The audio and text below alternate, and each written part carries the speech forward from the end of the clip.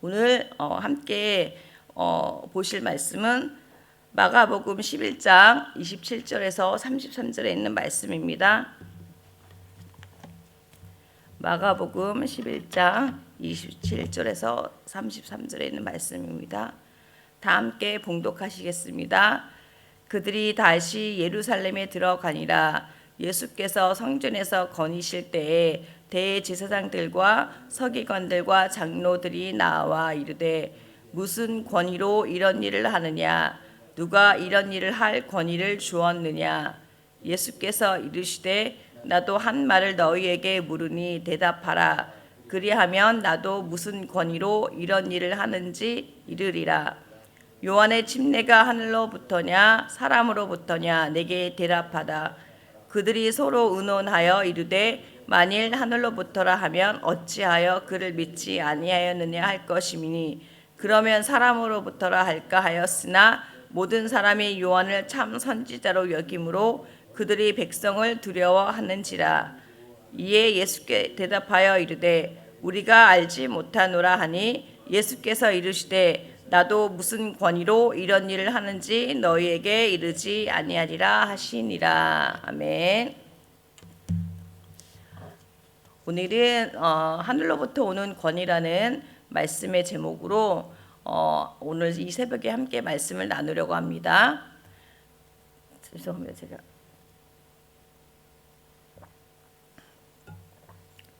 여러분, 권위가 무엇이라고 생각되어집니까? 권위의 사전적 의미를 찾아보니 두 가지 의미로 나와 있더라고요. 그 첫 번째 의미는 지휘, 감독하거나 통솔하여 따르게 하는 힘이라고 나와 있으며, 두 번째의 의미는 일정한 부분에서 사회적으로 인정받고 일정한 영향을 끼칠 수 있는 능력이나 위신 또는 그런 사람이라고 나와 있더라고요. 영어로는 authority, power라는 단어로 사용되어지고 있습니다. 즉 권위는 제가 생각하기에는 정리해서 제 말로 말하자면 다른 사람을 다스리는 능력 또는 힘이라고 제 나름대로 정의해 보았습니다. 사람들은 권위 또는 권력을 가지고 싶어 합니다. 왜 권위나 권력을 가지려고 할까요?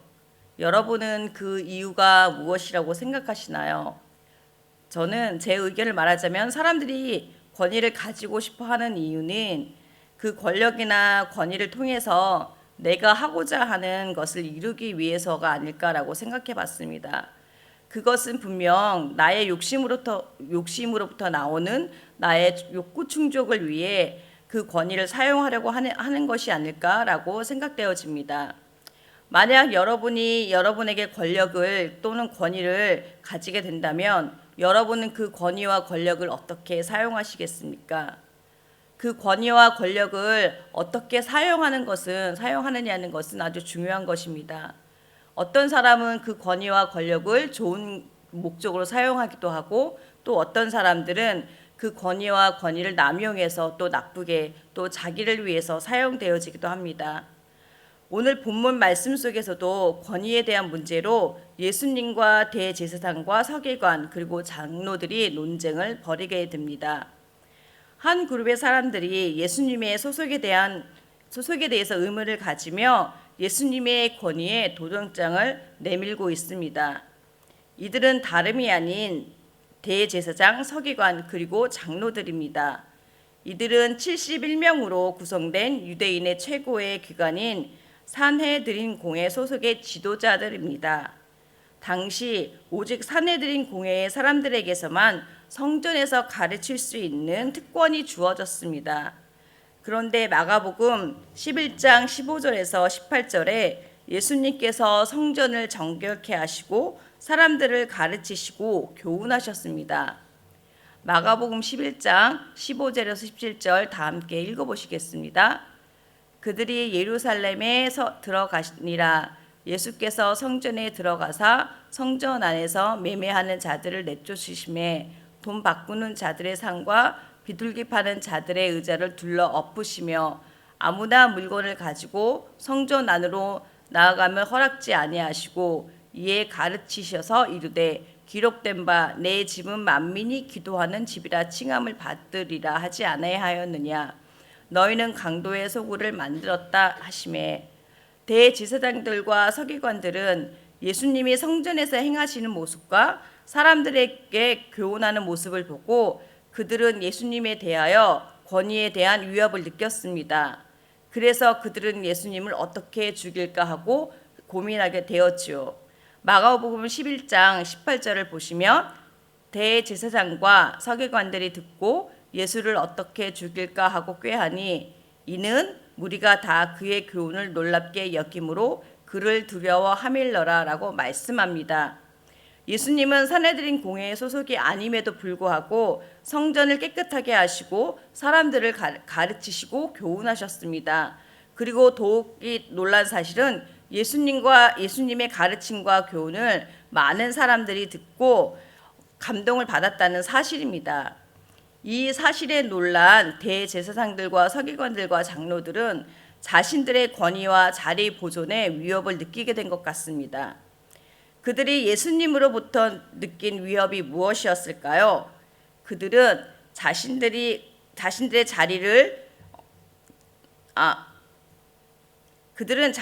자리가 위태해질 것이라고 느낀 것입니다. 성전에서 가르치는 일은 산헤드린 소속에 된 사람들만 가르칠 수 있었는데 산헤드린 공회에 소속되지 않는 예수가 자신들의 가르침보다 능가함을 보고 자신들의 일자리가 없어질까 두려워했던 것 같습니다. 즉 라이센스 없는 선생이 아이들을 가르쳤는데 아이들이 너무나 잘 알아들었던 거죠. 라이센스 있는 선생님들보다 훨씬 더 잘 가르쳤다는 것입니다. 그러나 라이센스 있는 선생님들이 자신의 일자리를 잃을까 봐 걱정되었던 거지요.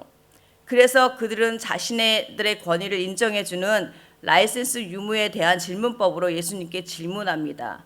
마가복음 11장 28절을 보시겠습니다. 이르되 무슨 권위로 이런 일을 하느냐, 누가 이런 일을 할 권위를 주었느냐 하시면서 예수님의 소속에 대한 질문으로 예수님을 곤란하게 만들려고 했습니다.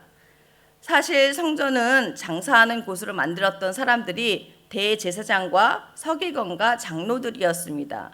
그들은 왜 성전에서 장사를 하게 했을까요? 그들은 성전에서 장사를 통해서 자신들의 이익을 취했던 것입니다. 자신들의 특별한 권위로 장사를 통해서 얻었던 이익들을 더 이상 얻지 못하게 되자 예수님의 가르침들이 자신의 가르침보다 더 권위가 있다는 것에 대하여 불안을 느꼈던 것입니다. 예수님의 등장으로 그들은 갑자기 자신들의 권위적 위치와 물질적인 이득을 얻었던 그 모든 것들을 잃어버릴 위험에 처하게 된 것입니다. 그들은 자신의 잘못을 깨닫고 예수님에 나와야 함에도 불구하고 오히려 그들은 예수님의 권위에 도전하는 질문을 통해서 예수님을 곤란한 상황으로 몰고 가려고 했던 것입니다.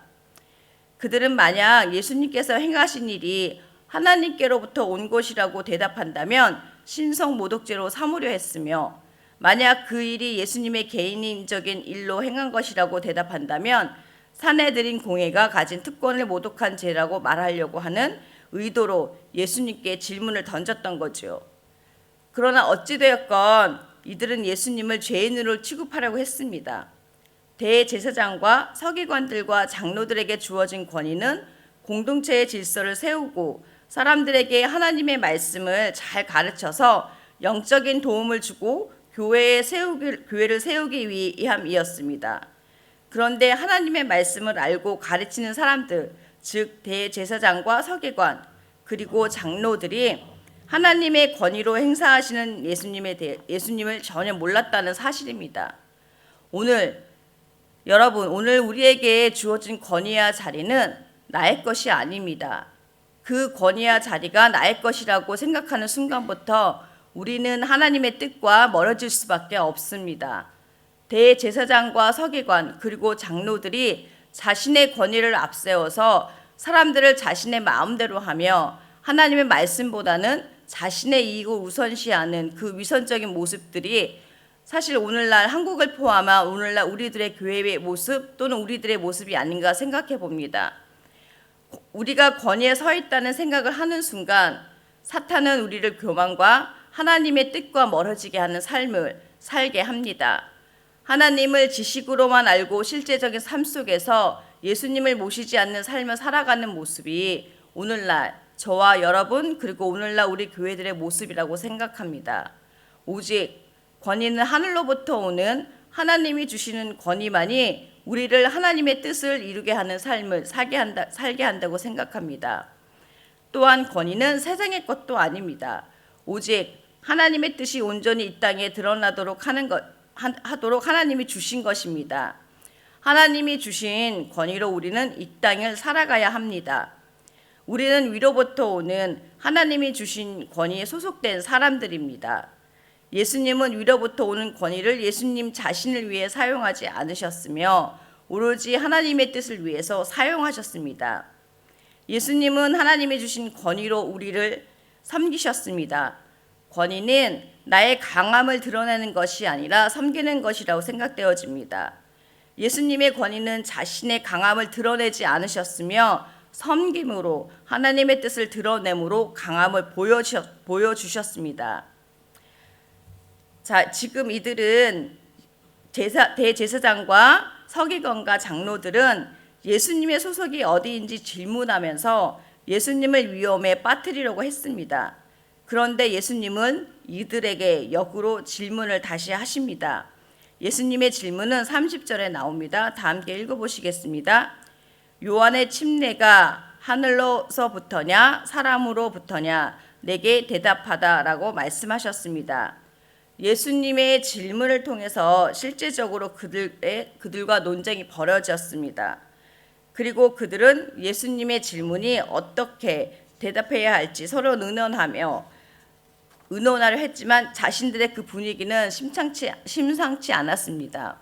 왜냐하면 만약 요한의 침례가 하늘로부터라고 대답을 하면 침례 요한을 믿지 않는 자신들이 하나님의 권위를 받아들이지 않는다는 것으로 스스로 죄인임을 인정하게 되는 것이며 침례 요한의 행위가 사람으로부터 온 것이라고 답을 한다면 침례 요한을 하나님의 선지자로 믿는 사람들에게 비난받을 것이기 때문에 이들은 어떤 쪽으로도 대답하기가 어려웠습니다.